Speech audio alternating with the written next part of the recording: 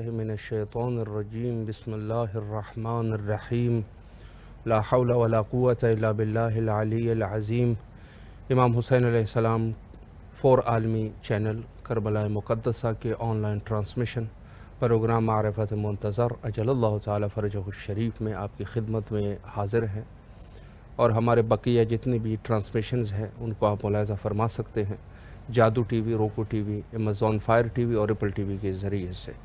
اس کے علاوہ یوٹیوب اور فیس بک کے ذریعے سے بھی ہمارے آن لائن ٹرانسمیشنز اور ویڈیوز کو آپ ملاحظہ فرما سکتے ہیں۔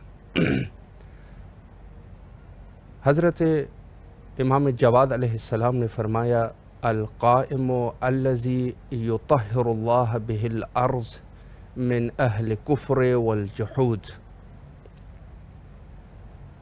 مولا نے فرمایا کہ حضرت قائم علیہ السلام کی تعارف انہوں نے کچھ اس طریقے سے فرمایا کہ قائم وہ ہے کہ اللہ سبحانہ و تعالی ان کے ذریعے سے اہل زمین کو پاک کر دے گا، من اہل کفر والجحود، اہل کفر اور اہل نفاق سے،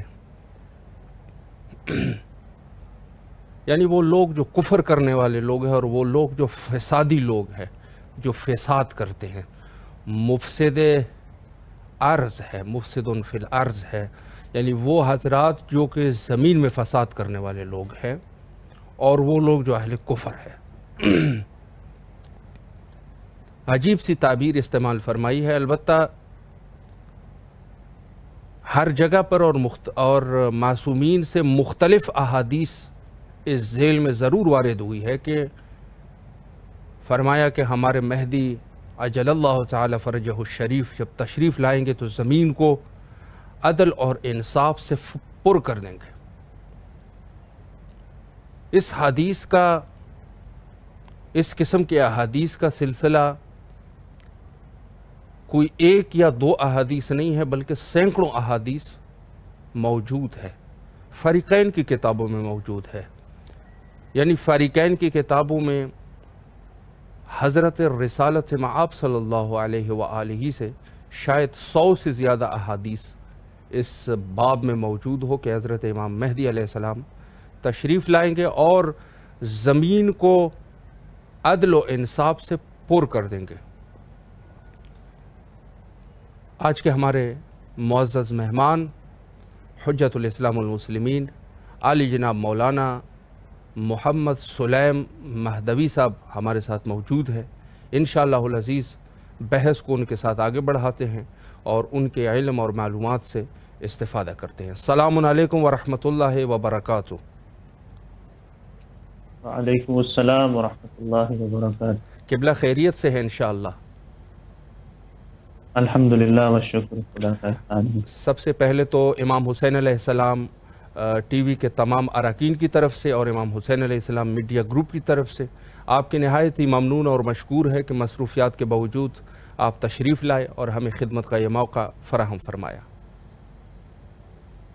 بہت شکریہ، میں بھی آپ کا شکریہ ادا کرنا چاہوں گا، تمام آپ کے منتظمین، آپ کے اراکین کہ ہمیں اپنے پلیٹ فارم پر اپنے چینل کے ذریعے لوگوں تک اپنی بات پہنچانے کا موقع فراہم کیا۔ سلامت رہے قبلہ۔ یہاں وقت کو ضائع کیے بغیر پہلا سوال آپ کی خدمت میں پیش کر رہا ہوں۔ ہمارے عرصے دراز سے، بلکہ کہوں کہ اوائل سے لے کر آج تک ایک اشکال ہمارے اوپر ہے، اور وہ یہ ہے کہ اگر ائمہ اطہار اور بحث امامت جو ہے حق ہے تو کیوں ائمہ اطہار علیہم السلام کا تذکرہ قرآن میں موجود نہیں ہے؟ اور اسی طریقے سے شاید بہت سارے مومنین کے ذہن میں بھی یہ سوال ہو کہ امام زمانہ علیہ السلام کا اسم گرامی کیوں قرآن میں موجود نہیں ہے؟ اس پر اگر آپ وضاحت فرمائیں۔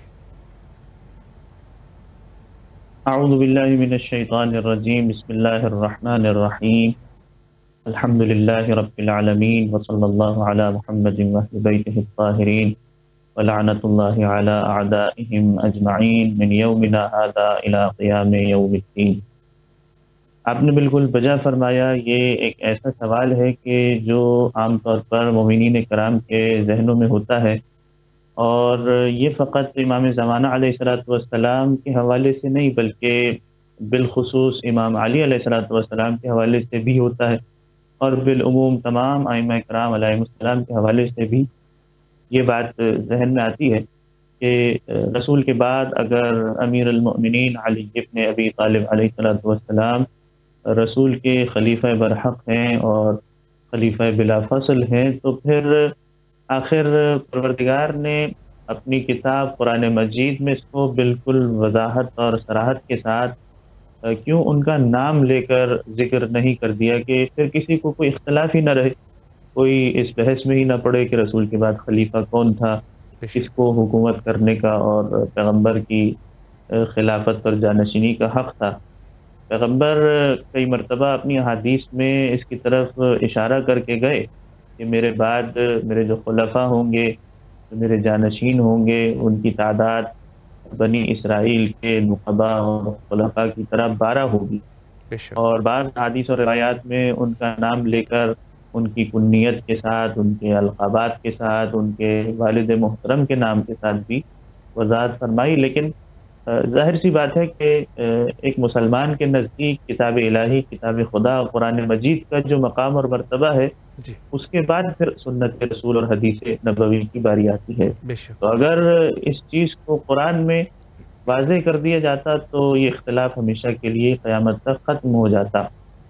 کیوں ایسا ہوا کہ قرآن نے نام لے کر ائمہ اہل بیت علیہ السلام کو ذکر نہیں کیا؟ اس جی کے لیے تھوڑا سا ہمیں قرآن کے طریقہ کار کو سمجھنے کی ضرورت ہے صحیح کہ قرآن جب بھی کسی شخصیت کا یا کسی ذات کا انٹروڈکشن کراتا ہے، تعارف کرواتا ہے، تو قرآن کیا طریقہ کار استعمال کرتا ہے؟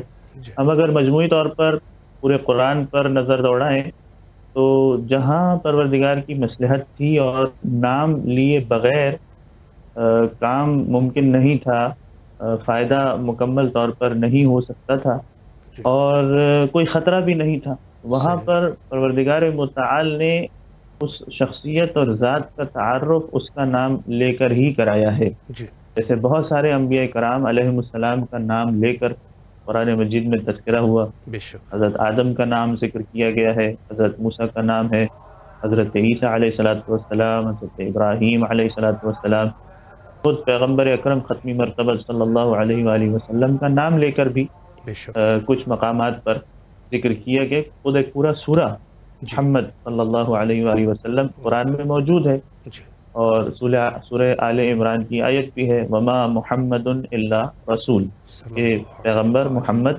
سوائے رسول کے اور کچھ بھی نہیں ہے، بے یعنی ان شک کے پاس جو الہی عہدہ ہے اور منصب ہے، آفیشل جو ان کا اسٹیٹس ہے، وہ یہ ہے جی کہ وہ رسول ہیں، انہیں بے رسالت شک کے ساتھ پروردگار نے اس دنیا میں مبعوث کر کے بھیجا ہے۔ جی اسی طرح پیغمبر کا وہ نام جو احمد ہے اسے بھی ذکر کیا گیا۔ حضرت عیسیٰ علیہ الصلوۃ والسلام جب اپنی قوم کو اپنے بعد آنے والے پیغمبر اور رسول کی بشارت دے رہے تھے تو فرمایا کہ مبشراً برسول یأتی من بعدی اسمہ احمد، سورہ صف سبحان کی آیت اللہ ہے بے کہ شک حضرت عیسیٰ علیہ الصلوۃ والسلام نے فرمایا کہ میں تمہیں بشارت دے رہا ہوں، تمہیں خوشخبری سنا رہا ہوں کہ میرے بعد جو آنے والا رسول ہوگا اس کا نام، اس کا اسم مبارک احمد ہوگا۔ سبحان تو اللہ ان مقامات پر چونکہ رسول کا نام لینا، ان کے نام کے ذریعے سے ان کا ذکر کرنا، اس میں کوئی خطرہ نہیں تھا، اس میں کوئی نقصان نہیں تھا، بے شک اور پروردگار کی مصلحت یہی تھی کہ یہاں پر نام ذکر کیا جائے تو نام لیا گیا۔ اسی طرح خواتین میں اگر آپ دیکھیں، جی جناب مریم سلام اللہ علیہ کا نام ذکر کیا گیا، بے شک ان کے نام کا ایک پورا سورہ بھی موجود ہے۔ جی بالکل تو جہاں پر کوئی خطرہ نہیں ہے وہاں پروردگار نے نام لیا ہے۔ یہ جی پہلا طریقہ ہے کسی بھی شخصیت کے تعارف کروانے کا جو قرآن مجید نے استعمال کیا ہے۔ جی دوسرا طریقہ، جب کسی ذات کا تعارف اور انٹروڈکشن کرایا تو نام نہیں لیا بلکہ عدد اور مقدار کا تذکرہ کیا۔ جیسے میں نے پہلے بھی اشارہ کیا کہ بنی اسرائیل کے 12 خلفاء تھے حضرت موسیٰ علیہ السلام کے بعد، جی تو سورہ صف کے اندر ظاہراً صحیح سورہ مبارکہ مائدہ میں اس آیت کا تذکرہ کیا کہ وَبَعَثْنَا مِنْهُمْ اثْنَا عَشَرَ نقیبا، کہ ہم نے سبحان اللہ۔ ان بنی اسرائیل کی قوم والوں میں 12 نقیب یعنی خلفاء اور جانشین مقرر کیے اپنے نبی حضرت موسیٰ علیہ السلام کے بعد۔ تو یہاں پر آپ دیکھیے نام نہیں آیا جی کہ وہ خلفاء کون ہوں گے، ان کا اسماء کیا ہوں گے، ان کا بالکل۔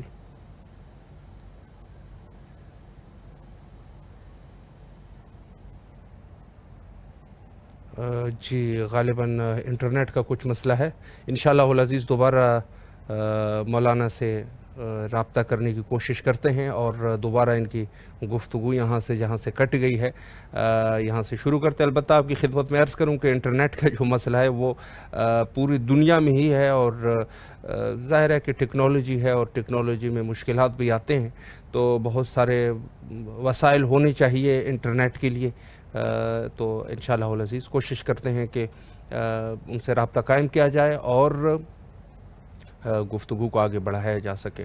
تو یہ سوالات بعض ایسے سوالات ہوتے ہیں کہ جو اوائل سے لے کے جس کو کہا جائے کہ یہ سوالات شاید صدر اسلام سے بعد رسول اللہ صلی اللہ علیہ وآلہ سے یہ مذہب شیعہ کے اوپر مخالفین کے کچھ اشکالات ہوتے ہیں، اور یہ کچھ ایسے ہیں کہ جس میں سے ایک اشکال اس قسم کا ہے کہ اگر بحث امامت ایک مہم بحث تھی تو کیوں قرآن میں ائمہ اطہار علیہ السلام کے نام وارد نہیں ہوئے؟ تو اس قسم کے سوالات ہے۔ انشاءاللہ العزیز اسی سوال پر بہتر ہے کہ دوبارہ انشاءاللہ مولانا تشریف لائے اور خود ہی اس بحث کو آگے بڑھائے۔ تو پہلے ابتدائی پروگرام میں میں نے ایک حدیث کی تلاوت آپ کی خدمت میں کی اور فرمایا کہ القائم یعنی حضرت امام جواد علیہ السلام جب امام قائم علیہ السلام کی معرفی کراتے ہیں تو فرماتے ہیں القائم الذی یطہر اللہ بہ الارض من اہل کفر والجحود۔ فرمایا کہ امام مہدی علیہ السلام وہ ہوں گے کہ جب اللہ سبحانہ و تعالی اس کے ذریعے سے اہل کفر اور جہود کا صفایا کر دیں گے۔ سلیس اردو میں اگر کہے تو اس طریقے سے ہے، یعنی یہ جو کفر کرنے والے لوگ ہیں جو کہ اللہ سبحانہ و تعالی سے کھلم کفر کرتے ہیں، ان کا بھی صفایا ہو جائے گا۔ اور دوسرا، ہمیشہ صدر اسلام سے لے کر آج تک دو گروہ ہمیشہ رہے، ایک کفار ہے جو بالکل بابانگ دہل جو ہے وہ اپنے کفر کا اعلان کرتے ہیں، اور دوسری طرف جو افراد ہے وہ ہمیشہ منافقین کا ایک گروہ رہا، یعنی یہ گروہ جو ہے نفاق کرنے والے ہیں، منافق ہیں، ظاہراً اسلامی ہیں، مسلمان ہیں، لیکن افکار جو ہے وہ کافرانہ ہے، اور ساتھ ساتھ میں یہ جو ہے وہ کفار کے حمایتی بھی ہیں۔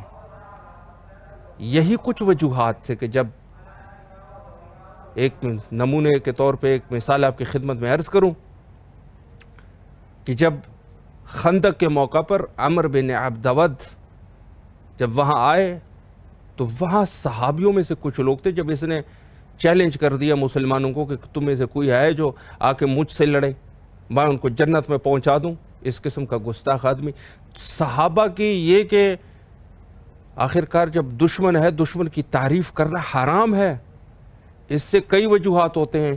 اس کی وجوہات یہ ہے کہ مسلمانوں کے دل میں جو ہے وہ خوف طاری ہو سکتا ہے، ایک مسلمانوں کے دل میں خوف طاری ہو سکتا ہے۔ یہ صحابہ میں سے کچھ ایسے منافقین تھے جنہوں نے یہ کہہ دیا یہ بڑا بہادر ہے، اس نے بڑے قتل و غارت کی تھی۔ وہ ایک واقعہ سنا دیا اس کے ذیل میں کہ اس نے وہ اونٹنی کے بچی کو اپنا ڈھال بنا دیا، اور ساتھ میں جو ہے خرما کے درخت کو اکھاڑ کے اس کو اپنی تلوار بنا دیا۔ تو اس قسم کی ان کی مداح سرائی انہوں نے شروع کر دیا۔ تو یہ منافقین کا سلسلہ وہ کس لیے کر رہے تھے؟ اس وجہ سے کر رہے تھے کہ مسلمان ڈر جائے اور کسی کی جرت نہ ہو جائے کہ جا کے اس شقی سے جو ہے وہ اس کا مقابلہ کرے۔ تو یہ منافقین کا گروہ، اور وہاں پر اگر آپ ملاحظہ فرمائیں تو یہ لوگ اصل میں حضرت رسالت سے آپ صلی اللہ علیہ وآلہ کے شہادت کا پلان بنا رہے تھے، پورا پلان بنا رہے تھے کہ کوئی تو ہوگا نہیں تو یہ شقی جو آ کے نعوذ باللہ من ذالک حضرت رسالت سے آپ صلی اللہ علیہ وآلہ کو شہید کر دیں گے۔ تو یہ منافقین کا ٹولہ جو ہے وہ اس زمانے میں بھی موجود تھا، اور یہ فاریقین کی کتابوں میں یہ چیزیں لکھی ہوئی ہے۔ ان صحابہ کی حالانکہ جنگ سے فرار کرنا، بزدلی کرنا یہ حرام کام ہے، بلکہ کچھ تو ایسے مواقع بھی ہو سکتے ہیں کہ انسان اسلام سے خارج ہو جاتا ہے۔ ان کی داستانیں جو فرار کرنے کی ان کی داستانیں ہیں وہ لکھی ہے کہ انہوں نے کہاں کہاں فرار کیے، اور جنگ بدر میں انہوں نے فرار کیے۔ تو یہ منافقین کا ٹولہ وہاں پہ موجود تھا، اور اس قسم کی روایات بھی موجود ہے کہ یہ خود اس دور میں بھی، یہ افراد جو ہے اس دور میں بھی توراۃ اور انجیل کے تلاوتیں کرتے تھے اور لوگوں کو بتاتے تھے، جس پر حضرت رسالت مآب صلی اللہ علیہ وآلہ شدید طریقے سے قہر فرماتے تھے، اور اپنے ناراحتی اور ناراضگی کا کھلا کہتے تھے کہ یہ نہیں ہے ان کتابوں کو پڑھنا، اس دور میں جو کتاب ہے وہ قرآن ہے۔ تو ان لوگوں کے منافقانہ چالوں کی وجہ سے، اور ان لوگوں کا یہ ٹولہ جو کہ منافقین کا ٹولہ تھا، اور قرآن نے بھی بالکل صراحتاً سورہ منافقین جو ہے وہ نازل کر دی، یہ وجہ یہی تھی کہ صحابہ کے اندر کچھ منافق تھے۔ عقل کا بھی یہی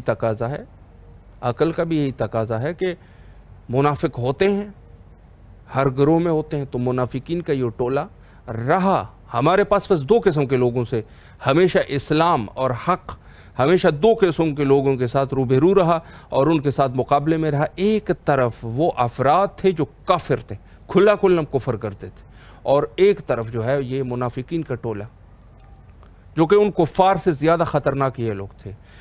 دوبارہ ہمارے ساتھ عالی جناب مولانا محمد سلیم مہدوی صاحب تشریف لا چکے ہیں، انشاءاللہ العزیز بحث کو آگے بڑھاتا ہے۔ جی قبلہ، آپ ہماری آواز سماعت فرما رہے ہیں؟ جی آپ کی آواز آ رہی ہے۔ جی قبلہ، آپ بنی اسرائیل کی یاد دہانی کے طور پہ عرض کروں، بنی اسرائیل کے 12 جانشینوں کا تذکرہ تھا، وہاں سے ہی قبلہ اگر شروع فرمائیں۔ جی بسم اللہ۔ جی میں عرض کر رہا تھا کہ قرآن مجید نے جس انداز سے شخصیات کا تعارف کروایا، اس کے 3 مختلف طریقے ہیں۔ صحیح۔ کچھ مقامات پر اسماء کا نام ذکر کر کے بیان کیے، کچھ مقامات پر عدد ذکر کیا، مقدار اور تعداد بتائی ہے، جیسے کہ بنی اسرائیل کی خلفاء کی تعداد بتایا کہ 12 ہوگی۔ اسی طرح جب کوہ طور پر حضرت موسیٰ علیہ السلام کے ساتھ کچھ صالح اور متقی افراد کو لے جانے کا سلسلہ تھا، تو وہاں پر بھی حضرت موسیٰ علیہ السلام کو حکم دیا گیا کہ آپ اپنے ساتھ 70 افراد کا انتخاب کیجئے اور انہیں اپنے ساتھ لے کر جائیں۔ تو یہ جو صالح پاکیزہ مومنین افراد تھے، ان کی تعداد بتائی۔ وَاخْتَارَ مُوسَىٰ قَوْمَهُ 70 رَجُلًا، 70 افراد کو حضرت موسیٰ نے اپنی قوم میں سے انتخاب کیا۔ اچھا، اب آئیے تیسرا طریقہ یہ ہے کہ نہ نام ذکر کرتا ہے قرآن، نہ عدد بتاتا ہے، بلکہ چند صفات کے ذریعے سے ایک شخصیت کا تعارف کرواتا ہے، جیسے قرآن مجید کی سورہ جمعہ میں بھی ختمی مرتبہ پیغمبر اکرم صلی اللہ علیہ وآلہ وسلم کا تعارف کروایا، تو فرمایا کہ هو الذی بعث فی الامیین رسولا منہم یتلو علیہم آیاتہ ویزکیہم ویعلمہم الکتاب والحکمہ۔ سبحان اللہ، کہ اللہ وہ ہے کہ جس نے انہی لوگوں میں سے مبعوث کیا ایک رسول کو۔ اب اس رسول کا تعارف کیسے کروایا؟ کہا کہ اس کی چند صفات ہیں، اس کے چند کام ہیں، اس کی چند ذمہ داریاں ہیں۔ اس میں سے پہلی ذمہ داری یہ ہے کہ یتلو علیہم آیاتہ، کہ وہ آیات کی تلاوت کرے گا۔ صحیح۔ اور دوسرا کام کیا ہوگا؟ وَيُزَكِّيهِمْ، ان کے نفوس کا تزکیہ کرے گا، ان کے دلوں کو پاکیزہ کرے گا، گناہوں کی آلودگیوں سے ان کو دھوئے گا، صاف کرے گا۔ اور تیسرا کام یہ ہوگا کہ وَيُعَلِّمُهُمُ الْكِتَابَ وَالْحِكْمَةَ، اور ان کو کتاب اور حکمت کی تعلیم دے گا۔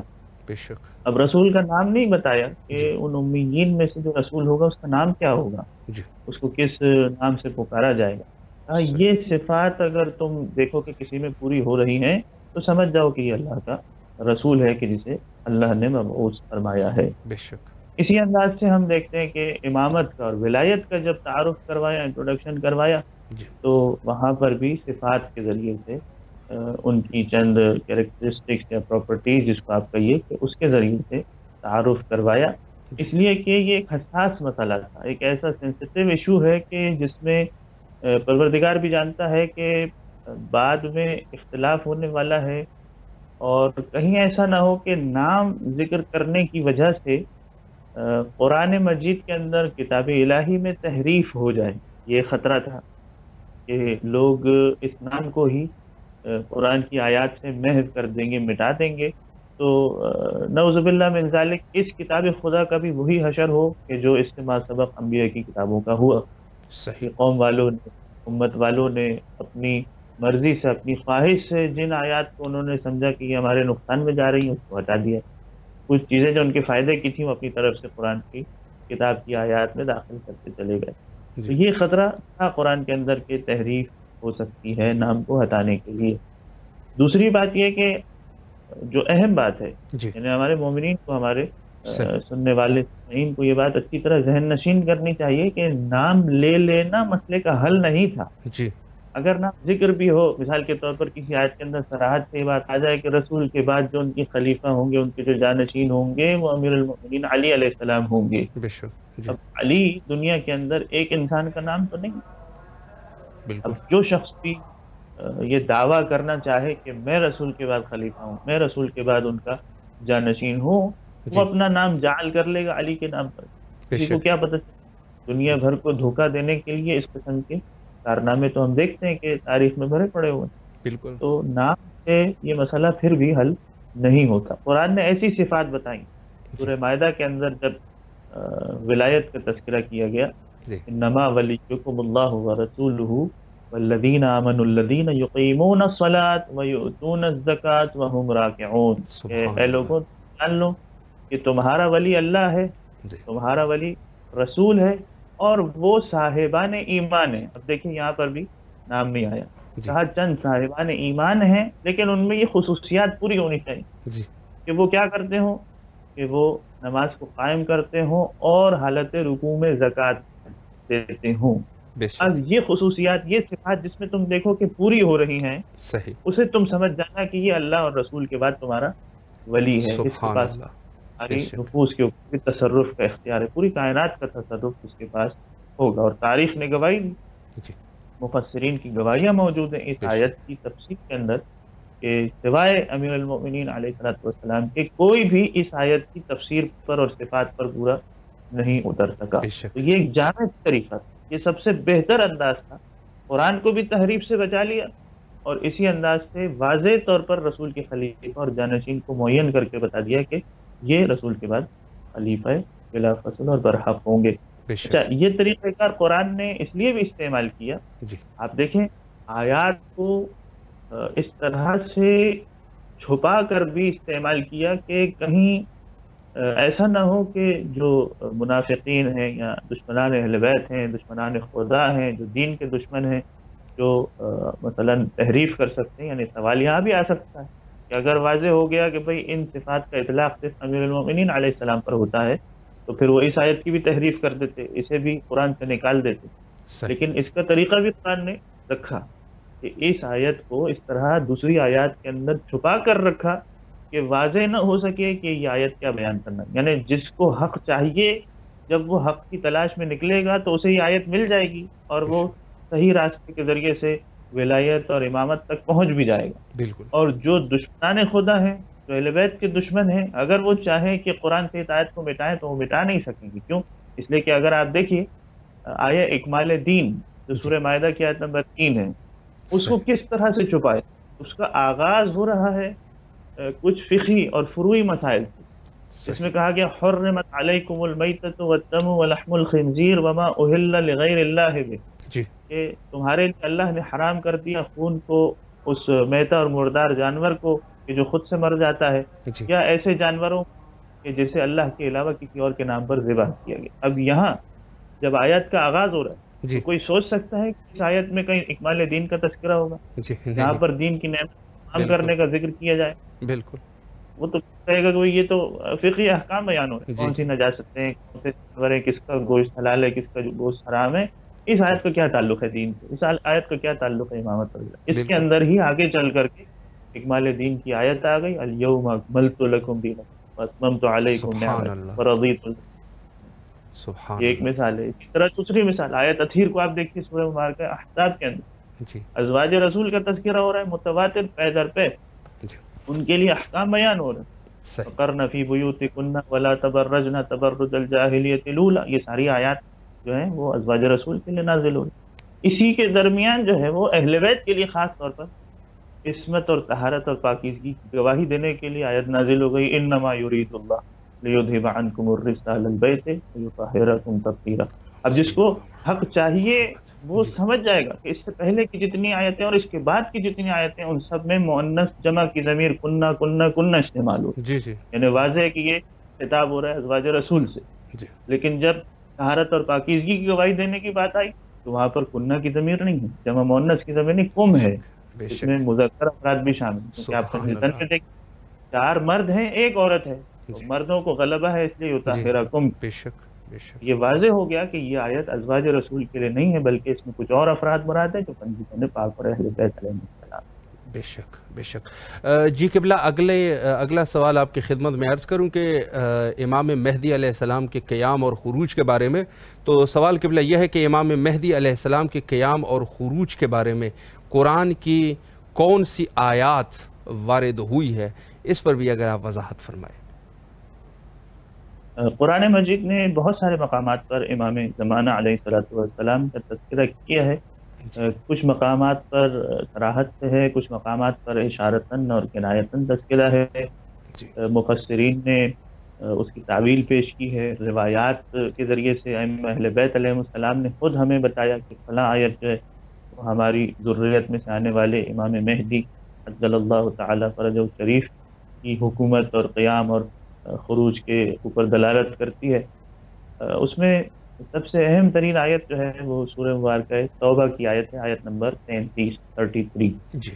والذی ارسل رسولہ بالحق بالہدی ودین الحق لیظہرہ علی الدین کلہ ولو کرہ المشرکون۔ سبحان کہ وہی پروردگار ہے کہ جس نے اپنے رسول کو بھیجا ہدایت کے ساتھ اور دین حق کے ساتھ، لیظہرہ علی الدین کلہ، تاکہ وہ تمام ادیان پر غالب آ جائے، بلند ہو، یعنی اس کے نیچے اس کے سامنے سارے ادیان ختم ہو جائیں، باطل ہو جائیں، مٹ جائیں، ولو کرہ المشرکون، چاہے یہ بات مشرکین کے لیے کتنی ہی گرا کیوں نہ گزرے۔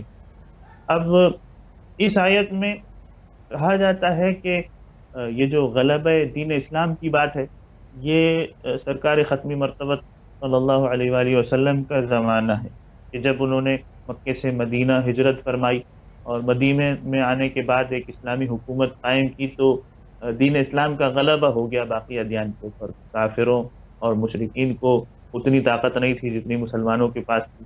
اسی طرح مدینہ میں اور ان کے اطراف میں جو یہودی رہا کرتے تھے وہ بھی اب اسلام کے سامنے سرنگو ہو گئے، تسلیم ہو گئے اور جزیہ دینے کے لیے تیار ہو گئے۔ تو بعض مفسرین نے کہا کہ یہ آیت جو ہے وہ رسول کی اس حکومت کی طرف نشاندہی کر رہی ہے۔ بعض نے کہا کہ اس کے بعد بھی خلفاء کا ایک دور آیا جس میں کافی جنگیں ہوئیں اور مسلمانوں کو بہت سارے علاقوں پر فتح حاصل ہوئی، لیکن اس آیت کے اندر خود وضاحت موجود ہے، لیظہرہ علی الدین کلہ۔ عاقب اصفہانی نے اپنی کتاب مفردات القرآن میں لکھا ہے کہ جب یظہرو کا لفظ ظہرا والا جو مادہ ہے با آ اور را یہ علا کے ساتھ استعمال ہو تو اس کا مطلب ہوتا ہے غلبہ، تسلط، حاکم ہو جانا اور پوری طرح سے مخالف کو تہس نہس کر دینا، ختم کر دینا، یعنی اس کا نام و نشان مٹ جائے، اس طرح کا غلبہ اور اس طرح کی حکومت حاصل ہو جائے۔ تو آپ دیکھیے رسول کی حکومت کی اگر ہم بات کریں تو اس قسم کا غلبہ نہیں تھا، یہودی اس وقت موجود تھے، کفار و مشرکین رسول کی زندگی کے اختتام تک موجود رہے۔ ایسا نہیں ہے کہ ان کے اس دنیا سے جانے تک دین اسلام پورے زمین پر اور تمام عالم اسلام میں پھیل گیا ہو، دوسرے ادیان کے لوگ بھی موجود تھے۔ اسی طرح خلفاء کے حوالے سے بھی ہم کہہ سکتے ہیں۔ تو اس کا مطلب یہ ہوا کہ ابھی اس آیت کا مصداق پورا ہونا باقی ہے۔ اس آیت میں کہیں پر زمین کے بعض حصے پر دین اسلام کی حکومت کا تذکرہ نہیں ہے، بلکہ علی الدین کلہ، یعنی علی الاطلاق مکمل طور پر دین اسلام تمام ادیان پر غالب آئے گا۔ تو یہ ابھی ہونا باقی ہے، اور امام اہل بیت علیہ السلام کی روایات سے ہمیں پتہ چلتا ہے کہ یہ امام زمانہ علیہ السلام کے دور حکومت میں جب وہ قیام فرمائیں گے، جب وہ خروج کریں گے تو اس وقت یہ ہوگا۔ اور نمونے کے طور پر میں ایک روایت پیش کر دوں جو اسی آیت تفسیر میں بعض اہل سنت علماء نے بھی لکھی ہیں، ینابیع المودت، صحیح. سلیمان قندوزی کی کتاب ہے، جی اور اس میں انہوں نے امام جعفر صادق علیہ الصلوۃ والسلام سے اس روایت کو نقل کیا ہے جی کہ امام نے اس آیت کی تفسیر میں فرمایا کہ واللہ ما یجیء تأویلها حتی یخرج القائم المہدی صلوات سبحان اللہ اللہ. علیہ، بے کہ شک. اس آیت کی تعویل خدا کی قسم اس وقت تک نہیں ہوگی جی جب تک کہ ہماری ذریت سے قائم امام مہدی علیہ الصلوۃ والسلام ظہور نہیں فرماتے. یعنی اللہ اس اکبر. آیت کی مکمل تفسیر اور تعویل کب ہوگی؟ کہ جی جب امام مہدی علیہ الصلوۃ والسلام کی حکومت قائم ہوگی، اور پھر اس حکومت کے حوالے سے کچھ اوصاف امام نے ذکر کیے کہ خدا کی قسم اس حکومت میں پھر کوئی کافر اور مشرک باقی نہیں رہے گا، یہاں تک کہ اگر کسی پتھر کے پیچھے بھی کوئی کافر چھپا ہوا ہے جی تو وہ پتھر ایک مومن سے کہے گا کہ یا مومن فی بطنی کافر، میرے اللہ پیچھے اکبر. کافر چھپا ہوا ہے، فکسرنی وقتل ہو، مجھے اللہ توڑ دے، اکبر. مجھے ختم کر دے، تاکہ وہ کافر تیرے سامنے آ جائے اور اسے قتل کر دے. اللہ اکبر. تو اس وقت یہ عالم ہوگا جی کہ ایک ایک کافر کو، یعنی کافر سے مراد یہاں پر وہ ہر درم شخص ہے کہ جو جی کسی طرح سے بھی مختلف معجزات کو دیکھنے کے بعد امام کے ہاتھوں پر جس طرح سے مختلف معجزات اور آیات اور نشانیاں رونما ہو رہی ہوں گی، جی پے در پہ امام کس طرح سے مختلف علاقوں کو فتح کرتے ہوئے جا رہے ہوں گے، ان ساری نشانیوں کو دیکھنے کے باوجود بھی وہ ایمان نہیں لا رہا، جی تو ایسے کافر کے بارے میں ہے کہ اسے قتل کر دیا جائے گا اور دنیا ایسے لوگوں کے وجود سے پاک ہو جائے گی. اچھا، یہاں کسی کے ذہن میں یہ سوال نہ ہے کہ جی امام کی حکومت میں، امام کے دور میں یہ کیسے ممکن ہوگا کہ پتھر کلام کرے، ایک جی مومن سے پتھر بات کرے؟ تو اس پر صحیح. تعجب اور حیرانی کی بات نہیں ہے. جی جب اللہ کے رسول نے کچھ انگریزوں کو اپنے ہاتھ میں اٹھایا تھا تو ید پیغمبر کا اثر یہ تھا کہ وہ ان کے ہاتھوں میں آنے کے بعد تسبیح پڑھ رہے تھے، کلمہ پڑھ رہے تھے. تو یہ امام مہدی علیہ الصلوۃ والسلام بھی سبحان انہی اللہ. کی ذریت سے ہیں، انہی کا خون ہے، انہی بے کا شک. گوشت ہے. بے جب شک. پیغمبر کے ہاتھوں پر آ کر انگریزیں تسبیح پڑھ سکتے ہیں تو امام زمانہ علیہ الصلوۃ والسلام کی حکومت میں بھی یہ پتھر کلام کر سکتا ہے. بے شک. جیسے کہ امیر المومنین علیہ السلام کو خطاب کرتے ہوئے اللہ کے رسول نے کہا تھا کہ یا علی لحمک لحمی و دمک دمی والایمان مخالط لحمک و دمک کما خالط لحمی و دمی، کہ سبحان تم اللہ. میرا گوشت ہو، تم میرا خون ہو، اور ایمان تمہارے گوشت اور خون میں اس طرح سے مخلوط ہو چکا ہے، اس طرح سے مکس ہو چکا ہے جس طرح سے میرے گوشت اور خون میں ایمان مخلوط ہو چکا ہے. بے تو شک. رسول نے جس طرح سے امیر المومنین علیہ السلام کو اپنا گوشت اور اپنا خون اور اپنا ٹکڑا کہا تھا، فاطمہ زہرا کو جس طرح سے اپنا ٹکڑا کہا تھا، کہ انہی کی سبحان اللہ. ذریت سے، انہی کی اولاد سے، انہی کی نسل سے امام زمانہ علیہ الصلوۃ والسلام ہیں. بے شک. بے شک. یہ ایک روایت ہے جو جی اہل سنت کے منابع سے ہمیں ملی. جی اور اسی طریقے سے ابن عباس جو جی اہل اسلام کے ایک بڑے مفسر مانے جاتے ہیں، جی انہوں بالکل. نے بھی اس آیت کی تفسیر میں یہ بات عرض کی ہے.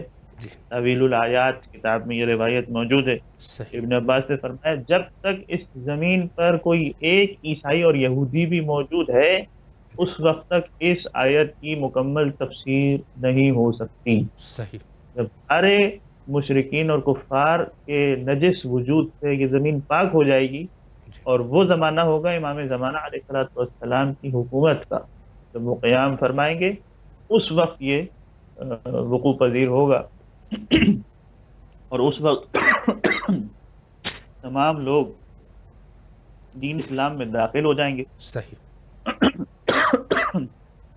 جب بکری بھیڑیے سے خوفزدہ نہیں ہوگی، جب صحیح. انسانوں کو شیر اور سانپ جیسے موذی جانوروں سے بھی بے امن شک. ہوگا، صحیح. جب جزیہ ختم ہو جائے گا. یہ بھی ایک علامت ہے اس بات کی کہ اس وقت کوئی دین اسلام سے باہر نہیں ہوگا، دین اللہ اسلام کا اکبر. مکمل غلبہ ہوگا، صحیح.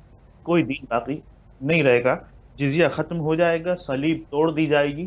وذالک عند قیام القائم، اور یہ اس وقت ہوگا کہ جب امام زمانہ علیہ الصلوۃ والسلام قیام فرمائیں گے. بے شک.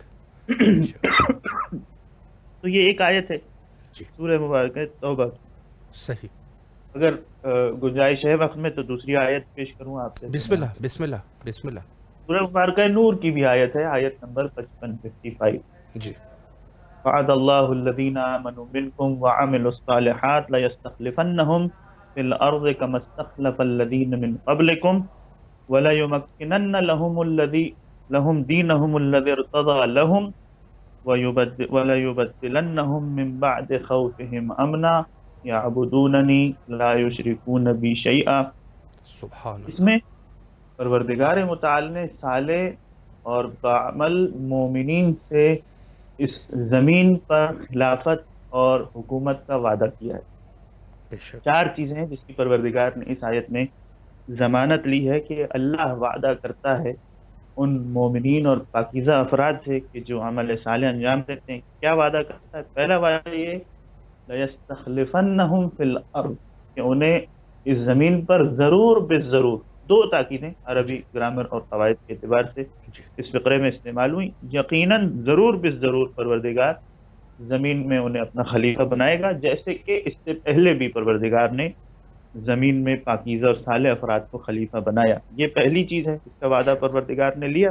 صحیح، دوسری چیز ہے وَلَيُمَكِّنَنَّ لَهُمْ دِينَهُمُ الَّذِي ارْتَضَىٰ لَهُمْ کہ اللہ اپنے اس دین کو جو صالح افراد کا دین ہوگا انہیں اس طرح سے دیگر ادیان پر غالب کر دے گا کہ پھر کوئی اور دین باقی نہیں رہے گا، ہر قسم کے دین کا نام اور نشان مٹ جائے گا اللہ اور اکبر۔ اللہ دین سے راضی ہو جائے گا، اسے ہی پسند کر لے گا، چن لے گا۔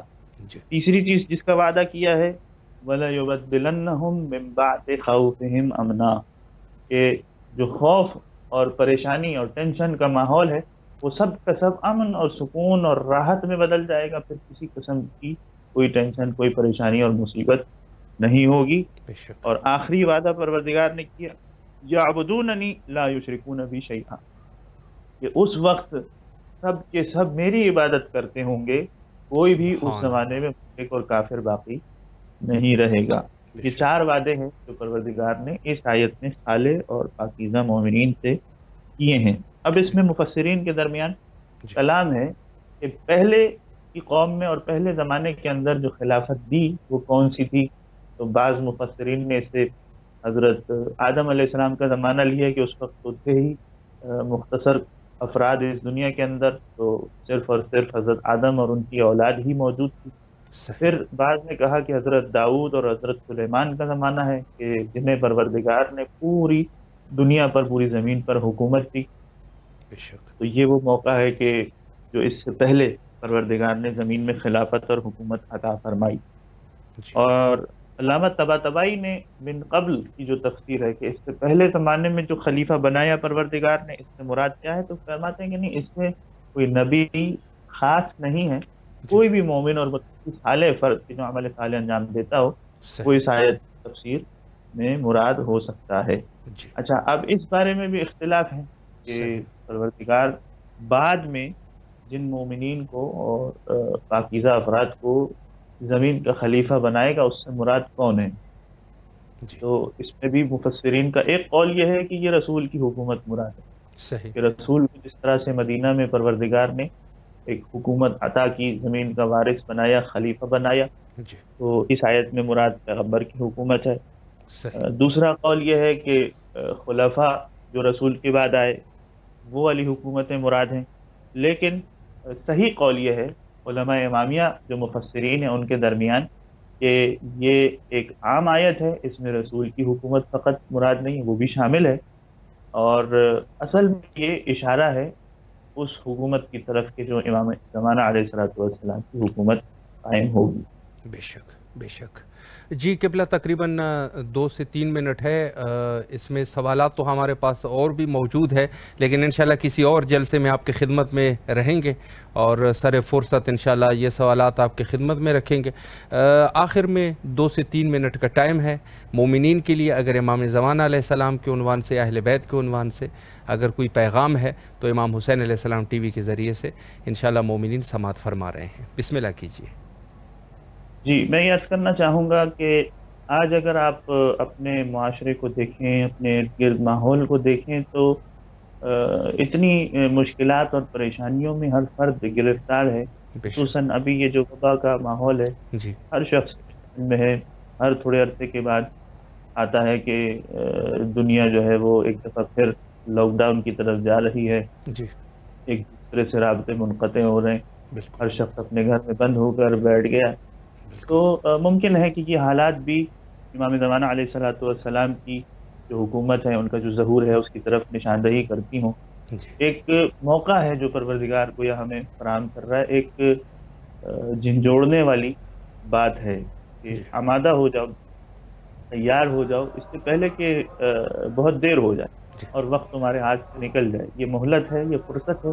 بے شک اپنے آپ میں امام زمانہ علیہ السلام کے سپاہی اور ان کے لشکر میں شامل ہونے کے لیے اپنے اندر اہلیت اور اپنے اندر صلاحیت پیدا کرنی۔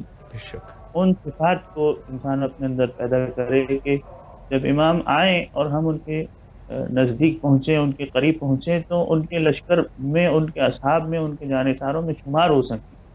ایسا نہ انشاءاللہ ہو کہ امام دیکھ کر ہمیں یہ کہیں کہ تمہیں وہ صفات نہیں ہیں، بے تمہیں وہ شک صلاحیت نہیں ہے کہ تم ہمارے لشکر میں شامل ہو سکو۔ تو یہ کتنی افسوس کی بات ہوگی کہ ایک شیعہ، ایک مومن ساری زندگی العجل العجل دعائے سلام کی امام زمانہ تو پڑھتا رہا، جی لیکن جب نصرت کا وقت آیا اس وقت امام کے لشکر سے محروم ہو جائے بے اور شک وہ امام کا ساتھ نہ دے سکے۔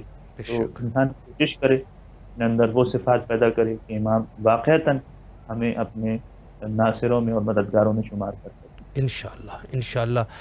قبلہ ایک دفعہ پھر بھی امام حسین علیہ السلام میڈیا گروپ کی طرف سے اور امام حسین علیہ السلام ٹی وی کے تمام اراکین کی طرف سے آپ کی نہایت ہی ممنون اور مشکور ہے کہ آپ تشریف لائے اور نہایت ہی مہم نکات پر آپ نے گفتگو فرمائی۔ آپ کے نہایت ہی ممنون اور مشکور ہے، اور کربلا مقدسہ میں آپ کے لیے دعا گو اور نائب و زیارہ ہیں۔